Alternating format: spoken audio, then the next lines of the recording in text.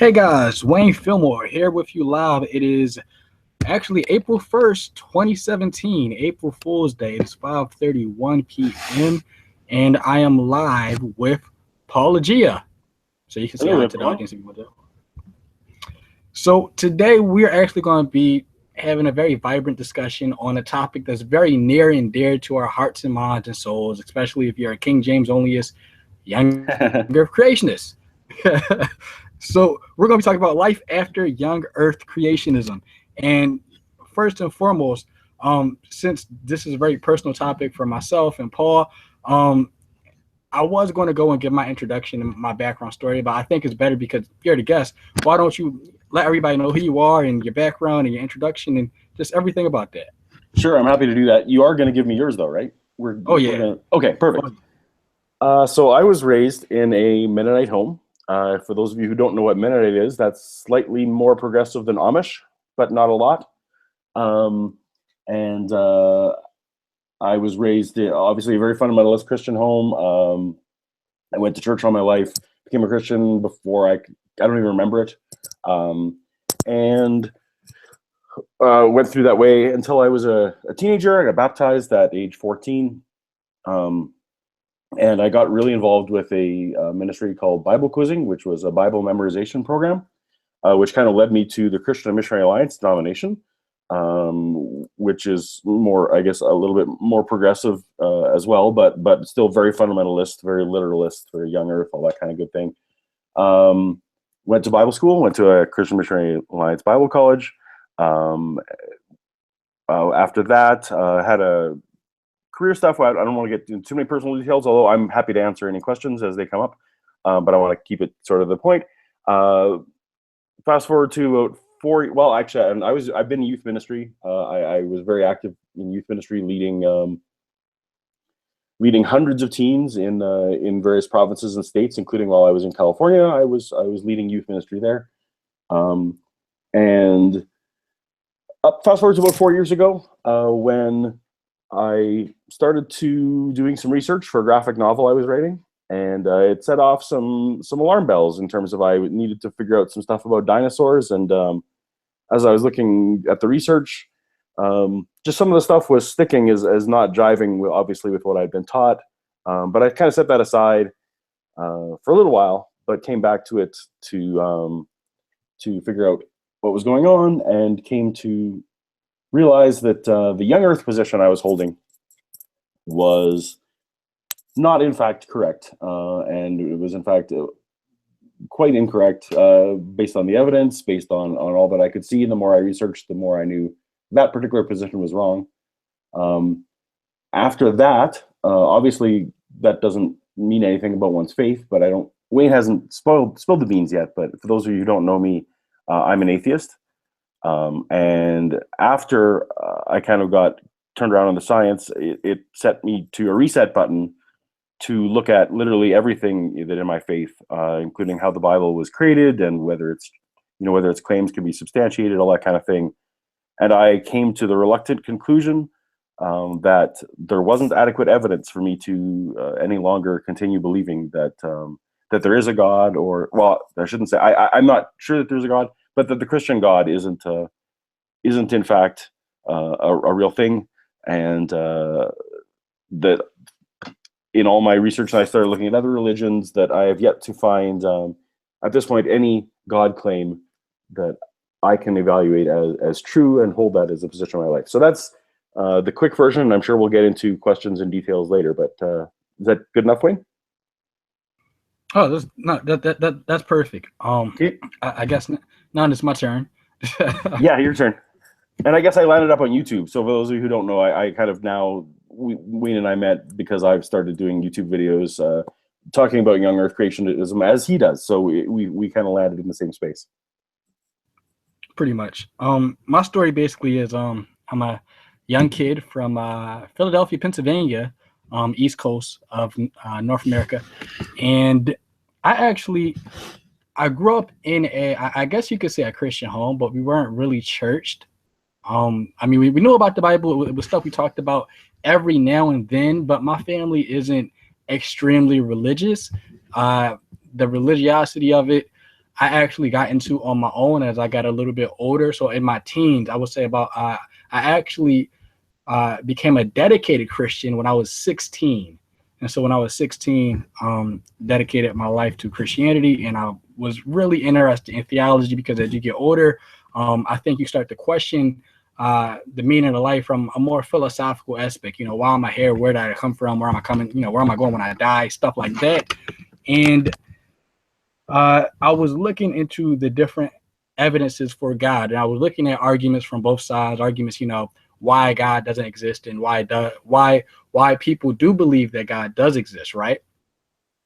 And one of the overcoming, or I guess one of the biggest video topics I will always see arguing for the existence of God is talking down against the evidences for evolution. So, for example, if you were to ask a Christian why they believe in God, they would go into a spiel about intelligent design. Well, look how complicated your eyeball is, or the retina in your eyeball is so much more complicated than a camera. It must have been designed, therefore it couldn't have been random chance or evolution. And so that's how people will argue for the existence of God, at least as the people I was around. I actually remember around 2012, actually, or 2011. I can tell you where I was at. I could tell you the time of day it was, and it was around the summertime. So I was on my steps around the summertime, around 4 o'clock. This video changed my life because that was the first time I actually saw the evidence for uh, Christianity or God or intelligent design laid out by the one and only Kent Hovind. All right. And after that, I started looking more into Young Earth creationism. Because I knew about intelligent design, but I never really heard about Young Earth creationism until I came upon Kent Hovind's video. So it went from Kent Hovind's ministry, where I couldn't find much about him because at that time he was still in prison.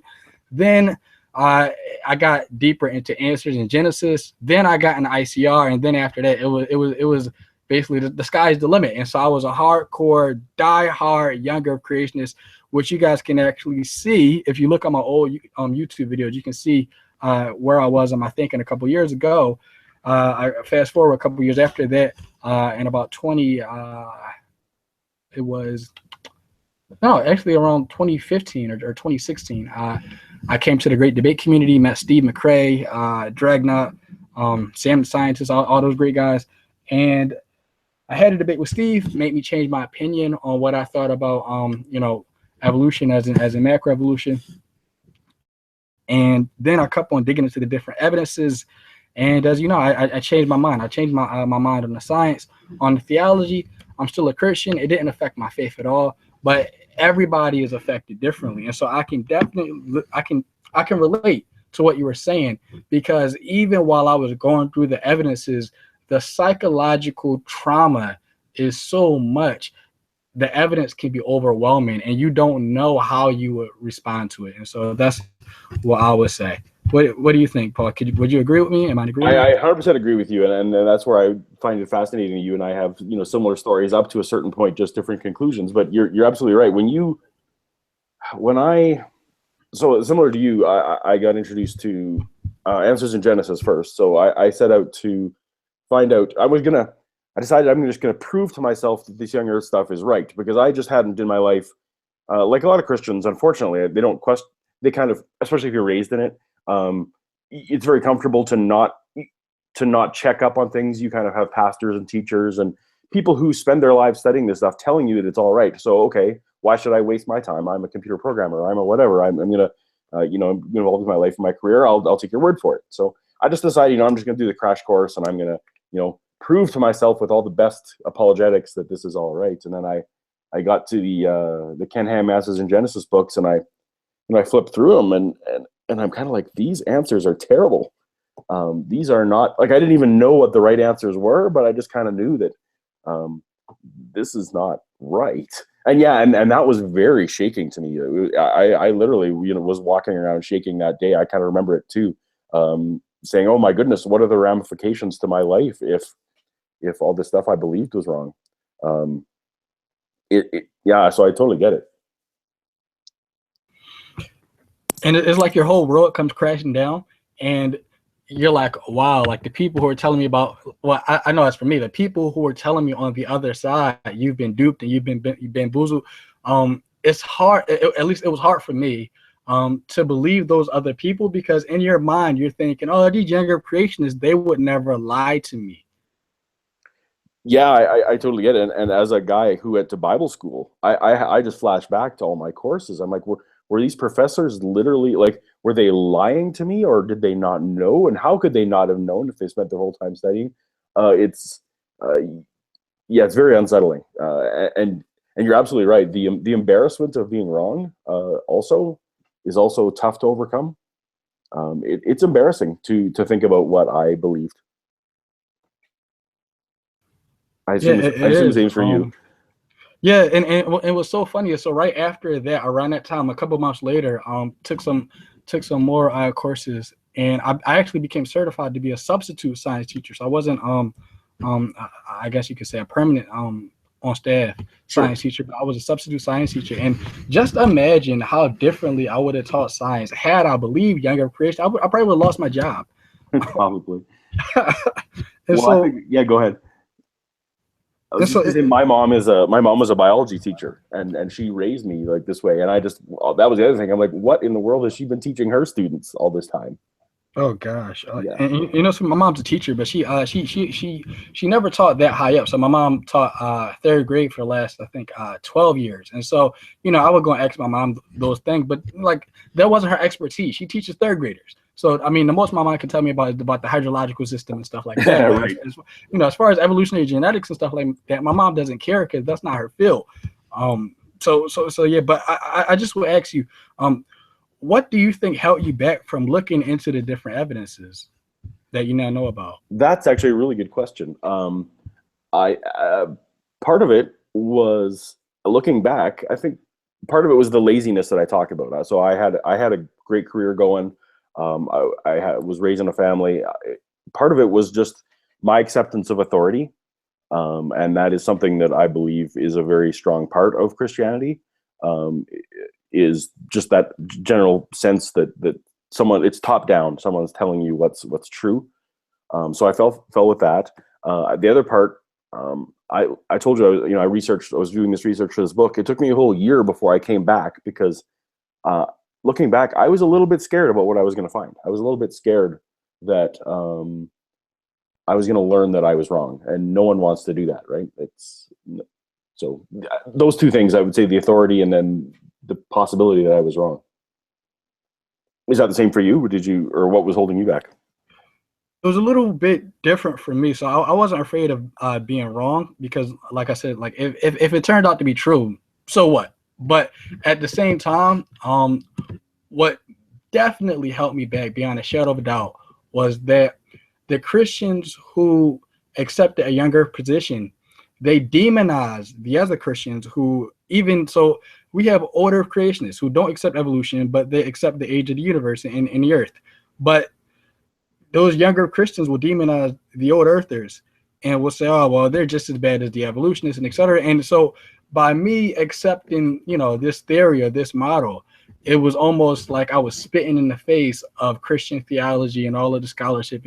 So they made it seem as if the young earth position was the only position.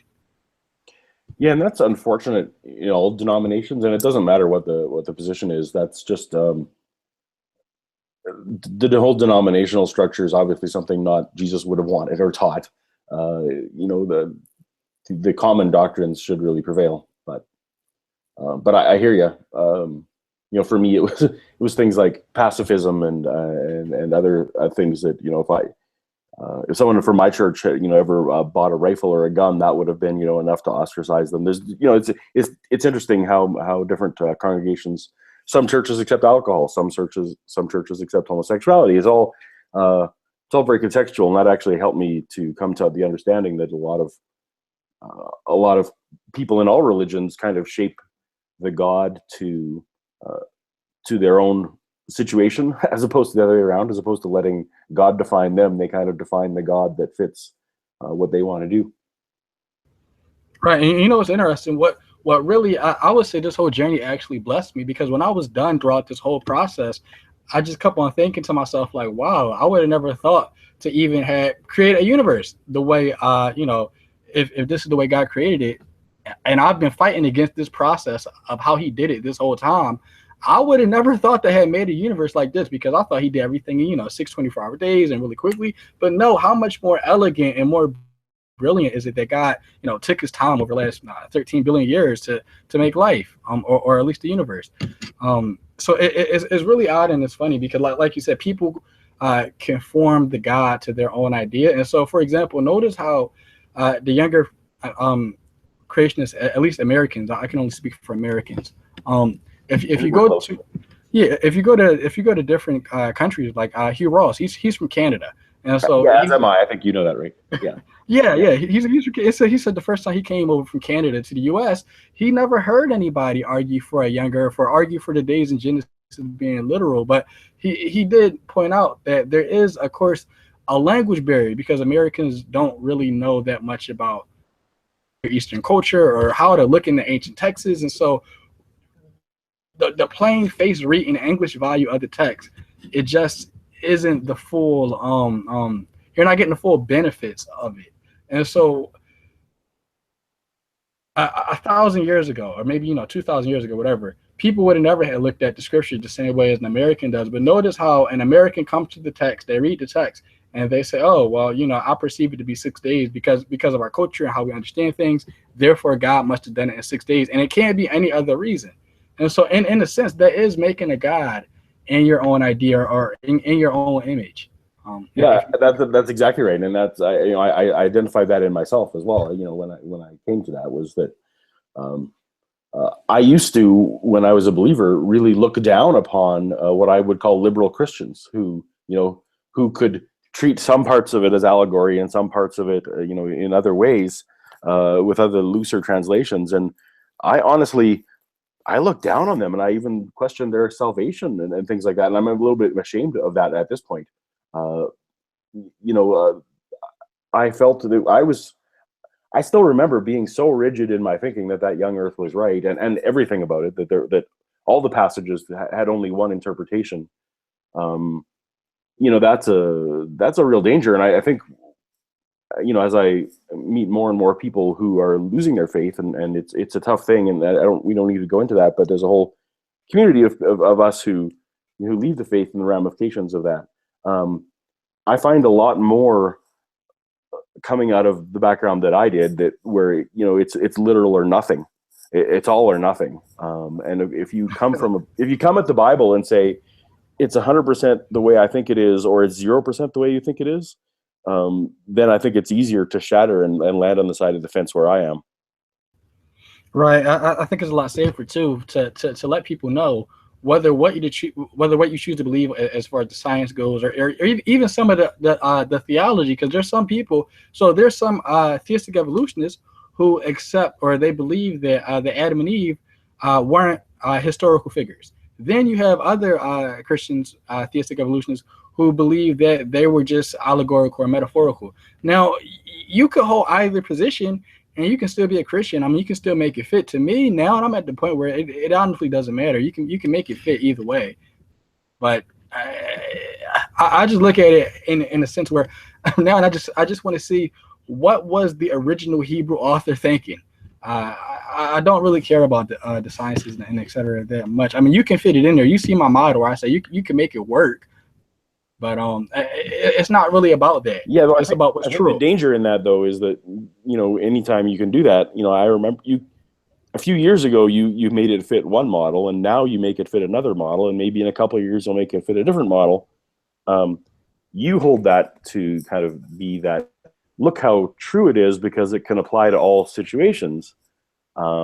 Where I guess I look at it and say, what value is there in the text that is so nondescript and so vague that no matter what you decide, no matter what prejudice you have, no matter what worldview you have, you can make it fit.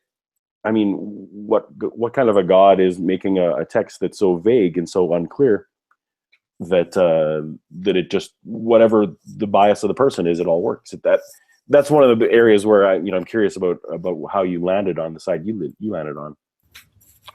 Well, as far as I actually didn't come to accept evolution because somebody said, oh, you can read it in the Bible or whatever. It was more the fact that uh, if you look at my first video where I discussed this, I said basically it seems to fit the characteristics of God, like for example, Jeremiah 33 talks about how the laws of physics and etc. don't change, or the laws of the heavens don't change. And as a matter of fact, let me just ask you, because that's one new belief I have now. Because when I was a younger creationist, I noticed that because my theology was bad, my views on science were also bad. So can you imagine how a scientist will actually do experimentation or will record his data if he believed that the laws of physics constantly were changing?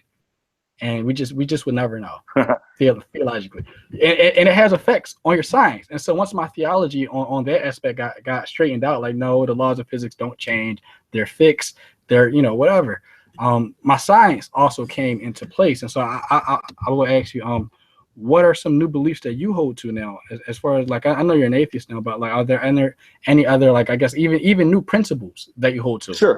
No, so absolutely. So I actually, I feel I was very naive about a lot of philosophy and a lot of other things. I was in pop culture. I was in very fluffy. My career was all about very superficial things. So, but one of the things, obviously you research more so I'm a lot more into science now, and I've learned a lot about that. And I by no means am an expert, but I've learned a lot. But one of the things, for example, a phrase I didn't know a few years ago was methodological naturalism or philosophical naturalism, which is one of the things that prompted me to contact you. You recently did a video on scientism, for example, which I didn't quite even understand that phrase. But what I would say, definitely one of the things in my life is that I am currently a methodological naturalist, which means as far as we can study, we can only study things that are natural. We can't know things beyond that are natural. That does not mean I'm not a philosophical naturalist. I don't say that supernatural doesn't exist. I'm just saying that we can't study it and know it. As you meant, I bring it up only because you were talking about the way you do science now. I would say you would probably have to approach science as a methodological naturalist, coming into it and saying, you know what, we are coming here to say, how did God did it? If you believe in God, great. You're coming into the science to say, like Mary Schweitzer, what's the method that God used? But that God was involved really tells us nothing. There's no value in a paper to throw in there that good job, God. Or if you have to say that we don't know, if we're in the God of the gap situation, if there's a situation that we in science or in any field, we don't know the answer. I've now come to accept I don't know. That was one of the hardest things for me. I think humans are naturally like certainty. I think we're most comfortable when we're certain. And to embrace uncertainty was something that was the other big challenge for me, was to come around to that and be comfortable saying, you know what, what's the DNA biogenesis? We don't know. What was before the Big Bang, if that's even a coherent question? We don't know. I would say those are two big things for me that had to change. Does that can I answer your question? Yeah, that definitely answers. I guess for me, it would just be like my view on the laws of physics. So as far as you said, me being a methodological naturalist, I am a theistic naturalist, which some people have never even heard that term. Yeah, tell me about that. I guess I coined it. It's more of a theist who holds to the position that God is supernatural, but when he interacts with the natural world, he uses natural laws. I don't think God has to break the laws of physics or somehow change them or add a new law. If God ever does do a miracle that we don't understand, I think it's more reasonable to just say, we don't know how he did it yet, but let's find out. Okay, so just as an example, so Jesus' first miracle, water to wine, for example. Mm-hmm. Tell me about how you would approach that, given a theistic naturalist position. Well, first you want to find out if there's any good evidence for that miracle to even have happened, or even if you don't have evidence for, because you don't need evidence for every single sentence in an ancient text like the Quran or Book of Mormon or the Bible, but look into all the miracle claims. And what I would personally do, if there's any evidence of it happening, so externally outside of the text, then I will look to see if, with all the data and all the knowledge we have now, you repeat it, or at least are we working towards this thing being repeatable in a sense. With that being said, if the likelihood of the event is more plausible, I mean, you could say it probably did happen. You probably do have a good reason to believe in it. But if there isn't any evidence of it happening, and scientifically, if we aren't working towards um or reproducing the miracle, I would say most likely it didn't happen. Now, just because we don't have the science right now, that doesn't mean it didn't happen. But I would just say I would be very careful for Christians to say that a miracle is a suspension of natural law, because I think in a sense, with our sciences and etc., like for example, Red Sea. I mean, that's not really something surreal or supernatural. It's more hypernatural. You had wind, you had water, you had people. Sure. That's pretty much it. And so I guess Christians do themselves a disservice because they mystify miracles too much, in a sense. So So just to clarify, that so you believe that Jesus turned water to wine, right? right, yeah, I Yeah. believe, yeah. Yeah. So in your mind, if humans continue to exist, if Jesus doesn't come back for another 50,000 years or something, we could potentially develop a technology that turns water to wine without breaking any laws of physics. Right now, you believe that that's something that that humans could recreate given enough time and technology. That Jesus didn't. Do you understand my question? I guess Right. So you like, don't need to be yeah, divine to do that. So so you're saying that there's no divinity is not an ingredient in the miracle.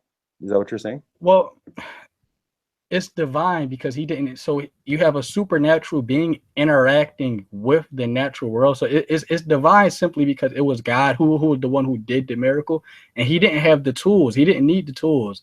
But with our scientific tools and instruments, we can recreate that same miracle. And I think that is actually the miracle in of itself, that we can recreate the miracle and say, oh well, this most likely probably did happen. Interesting. So Okay. yeah, so that's my view on that. So I got a really good question, and I want to hear you answer this too, as well as you probably want to hear mine. Okay. Um, that there are any younger creationists who are high up in leadership who are being willfully deceptive, and why? This is the question I am most often asked, I think, on my channel. Um, I believe that there are some who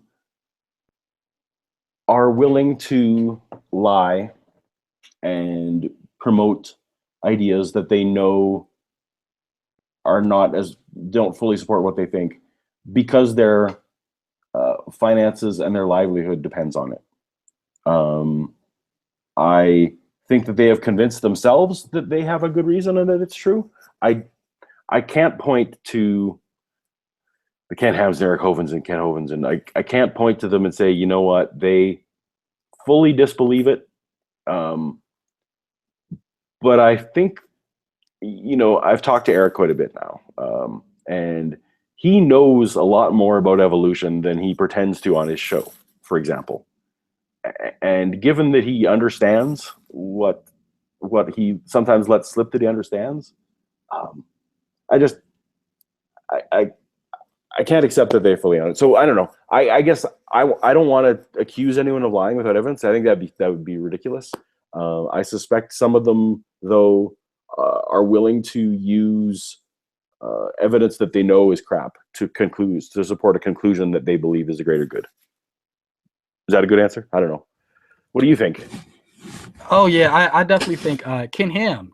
Oh my goodness, I think Ken Ham will not change his mind for the world because, like you said, this is his livelihood. I mean, the Ark bought in billions of dollars when it first came out. It came out what last year, right? In 2016, I think. Yeah, Um, 110 million he cost, has and yeah, yeah, yeah. he has made so much money. Ken Ham needs to be in Dr. Dre's Billionaire Boys Club. He is. Yeah, I mean, he's making bank, man. and so it's No, funny you when you can go ahead.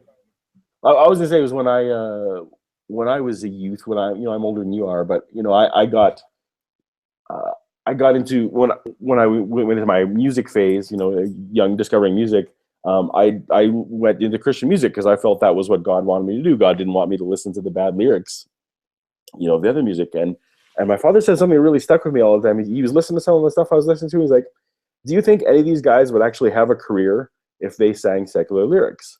And I didn't really understand what he was trying to tell me at the time. But I think what he was trying to tell me was that, you know, sometimes some of these people are just going where the money is. That when someone's message to you profits them, that you should be suspicious. And I now live my life as a skeptic, so I'm skeptical of everything. Um, but just like anyone should be skeptical of anything I say, because theoretically I have a YouTube channel that makes $17 or something. Someone should be skeptical. But yeah, as soon as someone's finances are involved, it's hard to know what's true and what's not. Yeah, it's really wild. And as a matter of fact, speaking about younger creationists and et cetera. So, my next question would be how do you now feel about younger creationism? And I guess I'll answer first because you just spoke.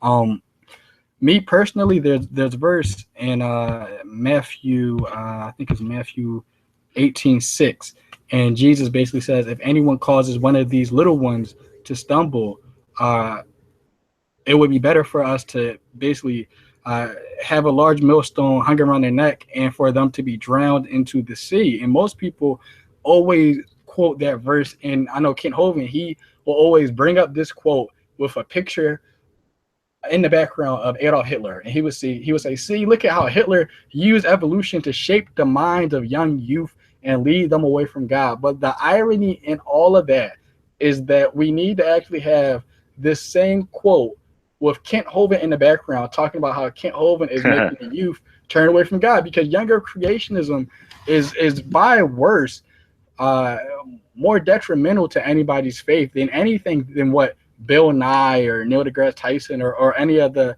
atheist scientists are doing because they just want to share actual world science with the world. And if you happen to lose your faith because of that, you can't really blame them. But for Ken Ham to willfully give these children false information about the world, and then they grow up and they go through this psychological breakdown because of the false information he gave them. Ken Ham is actually doing more damage than Bill and I. Says, "Study to show thyself approved, a workmanship steward, proven under God." And what's so funny to me is, the younger Christians always, down in they down their own family, their own kind. They down other Christians, and I think it's time that the church just not disown them, but really have a heart to heart talk to them about they can hold their younger beliefs. But I think they should do it with more of a disclaimer. By letting kids know this is just an opinion, this is just our theological view, this is not the word of God. This is what we believe about the word of God. And I think people would take that with more of a grain of salt because they are preaching younger creationism as if it is the gospel. So, and I think that's the most dangerous thing about all of it.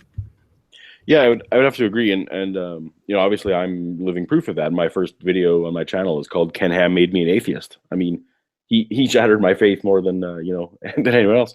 But I think some of you who follow my channel may know I have kids, and I indoctrinated them. This is one of my guilty things. Guilt is a strong part of Christianity. I've shed most of it, but one of the things I still feel guilty about is that I taught my kids young Earth creationism, and they still believe it. and they don't really even want to talk to me about it at this point. So that's actually why I started my whole channel. And most of my channel, very few of my videos are actually about not believing in God or anything like that. I don't promote atheism that much relative to, I really want to just show Christians and non-Christians alike that the young earth claims are not good claims, for the exact same reason you say. Like, I'm fine if my kids all decide that they, for good reasons and on their own, decide that they want to remain Christians for the rest of their lives. Great. But if they want to hold to young earth creationism, that's not okay. And so I feel exactly the same way as you on that.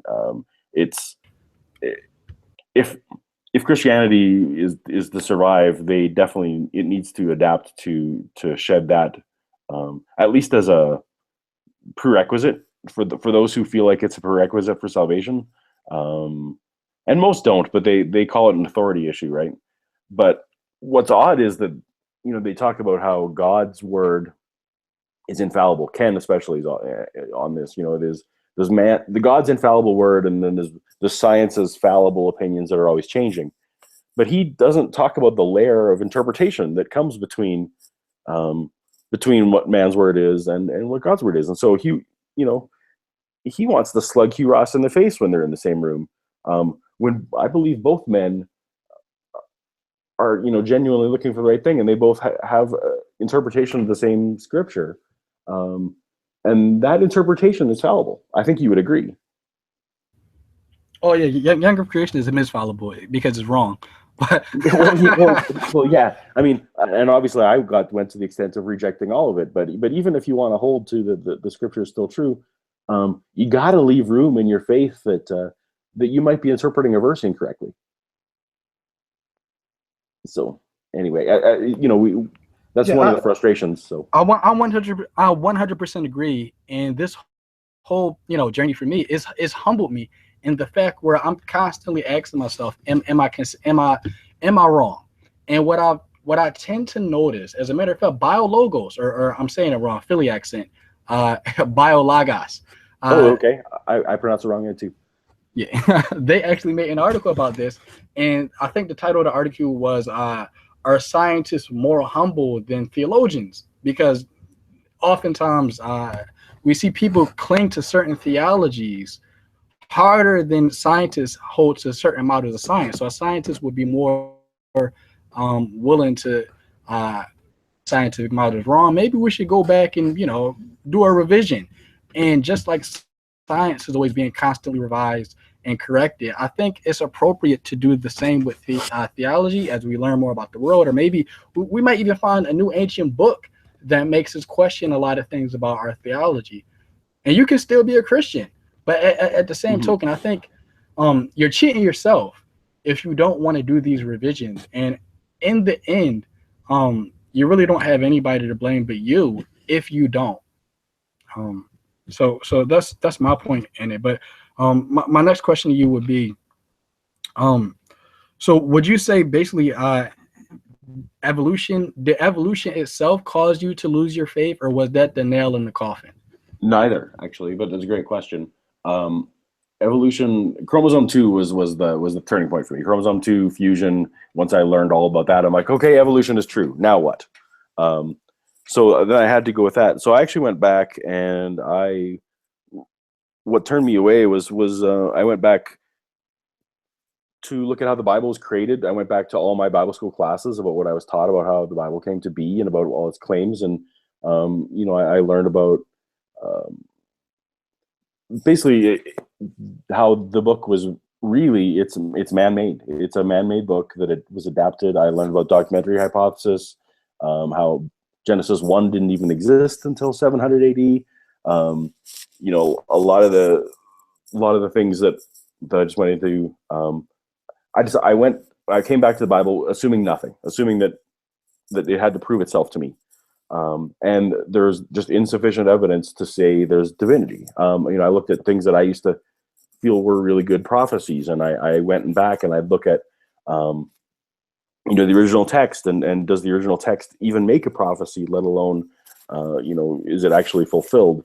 And what did Jews say about those prophecies? And if you want to If you want to learn about why Christianity isn't true, talk to a Jew. And if you want to learn, why Judaism isn't true, talk to Islam. It's kind of like if you listen to everyone, you suddenly start to realize that that all this stuff fell apart. So no, evolution had nothing to do with me falling away. Evolution just kicked off for me starting from scratch, and I came to the Bible with absolutely no preconceived notions, giving it zero benefit of the doubt, telling the Bible, okay, convince me that you are true.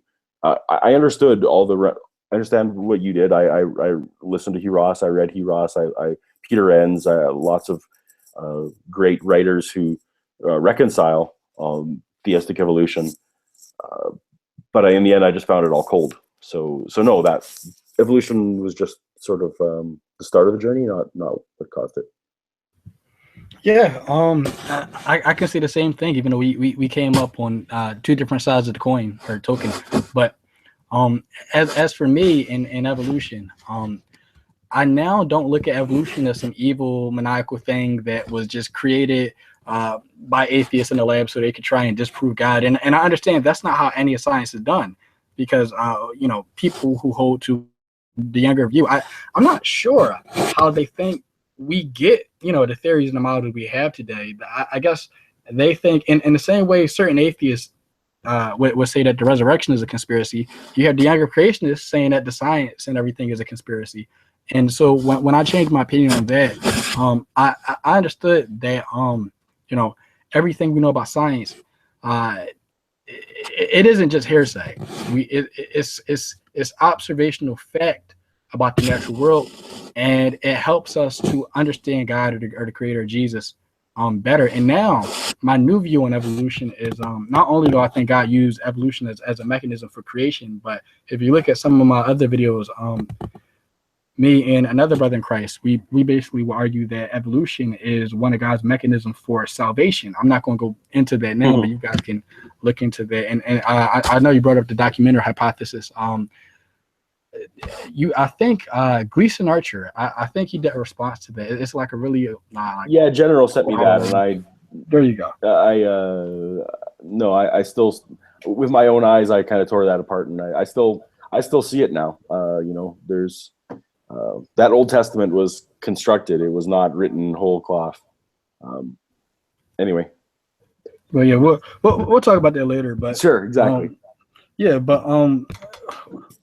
What would change your mind on your theological position? That's a great question. So what would change my mind would obviously be, so there's a couple things. So I would give the standard Matt Dillahunty answer. I don't necessarily know what would change my mind, but God, if God exists, God knows what would change my mind.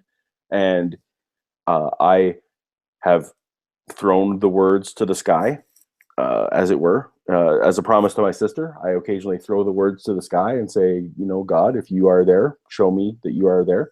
So I don't see, God can do something supernatural, and I would accept that as evidence for me. I don't know what it is. I don't know what it would take, but he does, if he exists. But honestly, I even went so far as to be a mythicist for a while, but I really dug into that, and I now I believe that there was a historical Jesus at this point. I'm willing to take the evidence and say there was a historical Jesus and he was crucified. That's about all we know.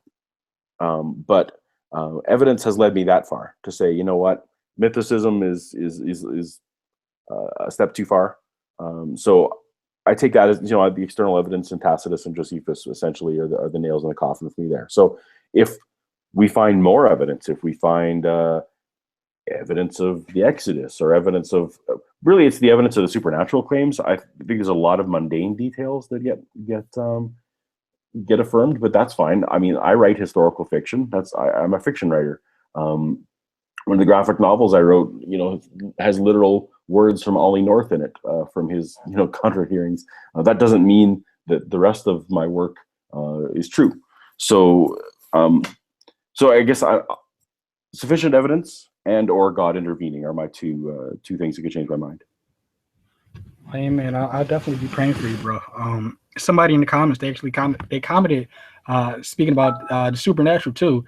They said, so this is their response to what I said about the miracle claim and theistic naturalism. So my model, they said water is 70% hydrogen, From hydrogen, all of the elements can be done or created. So Jesus simply knew how to change hydrogen into the right elements, the right molecules, and that is it. Why? So actually, I guess that's a step in the right direction towards my model. So I still wouldn't even necessarily know how to explain it. But like I said, if we get more sophisticated instruments in the future, and it turns out that we can do something like this in the future, I guess I was right. But Yeah, we'll well, see. We'll just have to test it.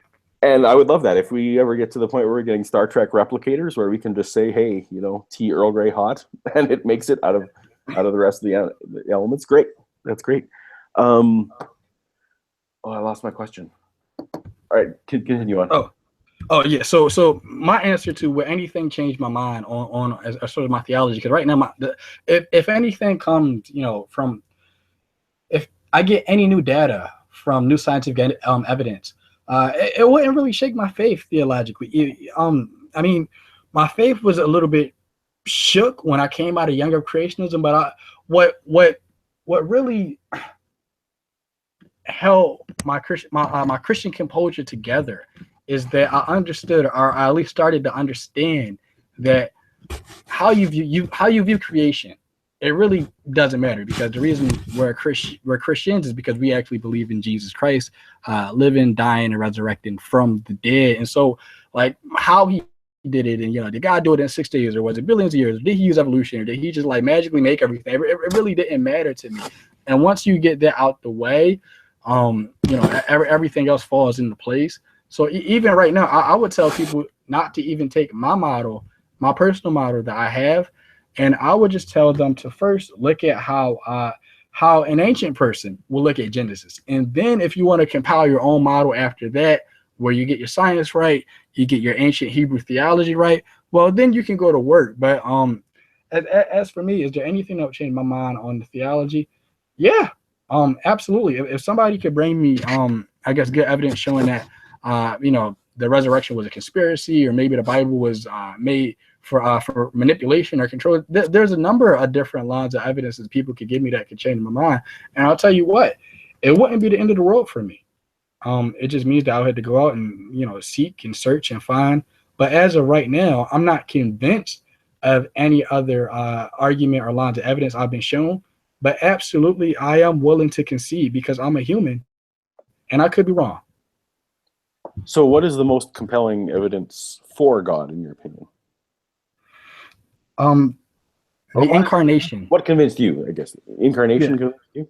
The incarnation of Christ, because in my mind, I would say if there is some type of supernatural deity that exists, outside and inside or whatever, like if he's all powerful, we wouldn't really know if he existed or not unless he somehow like told us, he existed or revealed himself to us. It's a big universe, and to say that there's a supernatural God that's bigger than that, and to say we can somehow go out and we can find him, I think that's kind of silly. So if there were a God, you wouldn't even know unless that God wanted you to know. Incarnation fits into that line of I guess deduction. And I mean, that's a good method of which he could do it, but what evidence do we have that he has revealed himself to us? Well, yeah, I'm not getting into that as of now. Okay. But Maybe for another day. But anyway, that's I would just say so based off of like that line of thinking, or those deductions, sure. And you find evidence that is the case, that it did happen. It's most likely that for that would confirm your deductions, like, oh, okay, so this is what this God will look like, if that God did exist, because I wouldn't know he existed unless he wanted me to know. So that's what I would say is that's the pieces of evidence that convince me. It's the incarnation. I'm yet to see any other deity actually do something like that, and at the same time we have historical evidence of their existence. But I'm willing to concede. But as of right now, I'm not convinced, and that's all I can pretty much say, with me being honest. Yeah, no, I get you. And maybe that's another topic for another discussion. the only thing I also want to add, because I remember what I was going to say. I know you've presented a few videos with models, and I know that's something that you're quite passionate about, is figuring out what some of these models are. Is one of the things I would love to have you include for me is what the predictions of those models are. I know you've done that in the past, but that to me is a model is useless if it doesn't predict future things, and I think you know that, but it's just a comment I've made in your videos before. Yeah, I'll work on that. And as a matter, I don't know if I told you. So right now I'm you do computer science, right? Yeah. Yeah, I'm actually in school for IT information technology right now. I'll be done in June because I'm trying to start an internship with either Microsoft or Comcast, because in Philly we actually got a new Comcast building. So I'll be inboxing you about that, man. Cool. But do I have any last questions? Because I know we've been on here for a while. Yeah, and I should go in about 8 minutes or so, but we can wrap it up if the natural flow of the conversation's kind of done too. Yeah, I just want to say my follow up in closing would just be for anybody out there who's even watching, and any younger creationists, what changed my mind, or what was the not the salt, I guess the sugar. What would be the sugar on top would be that the people who were leading me through the evidence, the people in the great debate community, Heavy Hauler, Dragnaut, Steve McCrae, Fiona Robertson, Jay, when they were walking me through the evidence, Isaiah, I forgot somebody, Isaiah, Sloan, when they were walking me through the different pieces of evidence. Oh, and General Han Solo, of course, General. Of course.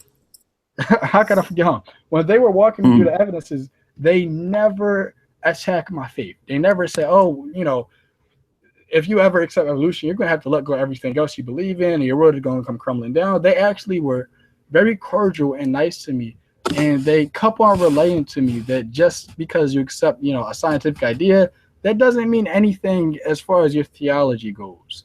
You can still hold on to your religion, and you can also hold on to the science. And I thank those guys so much for showing me that, because now every time I talk to somebody else who is a younger creationist, or even people who believe in a flat earth nowadays, which is kind of wow. Whenever I talk to somebody who holds to a certain scientific belief because of their religion, in the same way they relay that to me, I can now go out and I can relay that to other people, and they can do the same thing, and that can actually change a lot more hearts and minds than just beating somebody over the head with the Bible, or with religion, or with fear, and saying, oh, well, if you don't accept the evidence for this, or if you don't believe this, then you're not a true believer, or you're not a real scientist, right? If you don't accept evolution, you're not a real scientist. You don't say stuff like that to people. And so that taught me a lot, and it helped me a lot to become the Christian I am today. And so I thank those guys a lot. Absolutely. And I guess I would just end with, for my last comment, is that I actually don't care what a person believes. What I care most of all is that the person believes for good reasons, because I went through a lot of my life believing for bad reasons or no reasons. And so I think you expressed pretty much the same idea, is that as long as you have investigated what you hold to, and if you are open to being honest, you'll come to a good conclusion. It's the people who hold to ideas for bad reasons, even if it's the right idea for bad reasons, that do harm in the world. Oh yeah, I would 100% agree on that, and I guess I'll end on that. And guys, we're actually going to be having more talks like this, God willing, in the near future. And it was really nice talking to you, Paulogia. You're a really cool guy, and I'll definitely be praying for you, brother. All right, well, I'll be thinking for you. Later, Wayne. Yeah, and as always, I always in my videos we're saying good luck and good night.